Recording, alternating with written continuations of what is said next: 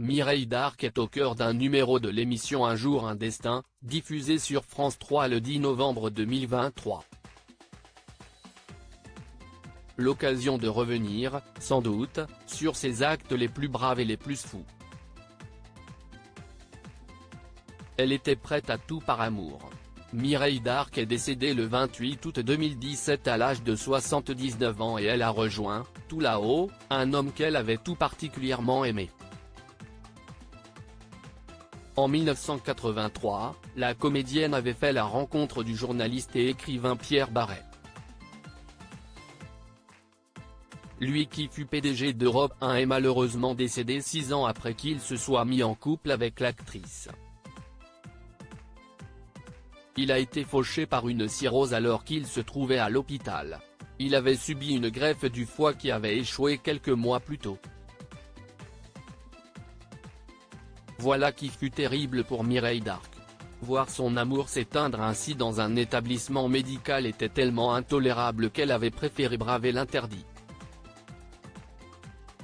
Malgré l'interdiction formelle des services hospitaliers, elle était parvenue à convaincre un ambulancier d'amener le corps de Pierre Baret afin qu'il repose chez eux, et afin qu'elle puisse veiller à ses côtés pendant quelques jours. Aujourd'hui, peu de gens savent que l'on peut ramener un défunt à la maison, expliquait-elle dans les colonnes de Téléstar. Lorsque mon compagnon, Pierre Baret, est mort, c'était interdit. Alors la nuit où il est décédé à l'hôpital, j'ai décidé de le voler.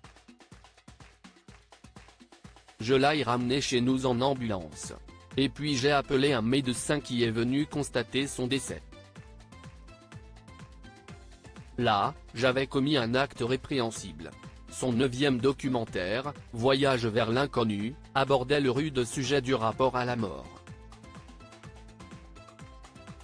Mireille Darc, qui a été la compagne d'Alain Delon, a terminé ses jours auprès de Pascal Després, qu'elle a rencontré en 1996 et qu'elle a épousé en juin 2002. Touchée par la manière dont elle avait perdu Pierre Baret, elle avait émis quelques dernières volontés à son propos. J'ai dit à mon entourage, je veux mourir à la maison. Et, s'il vous plaît, venez me veiller, me raconter des histoires, avait-elle précisé. Seule sa famille sait si elle a, effectivement, eu le droit à quelques contes avant de rejoindre l'Éternel. Retrouvez l'émission Un jour, un destin Mireille Darc et ses tontons flingueurs ce vendredi 10 novembre sur France 3.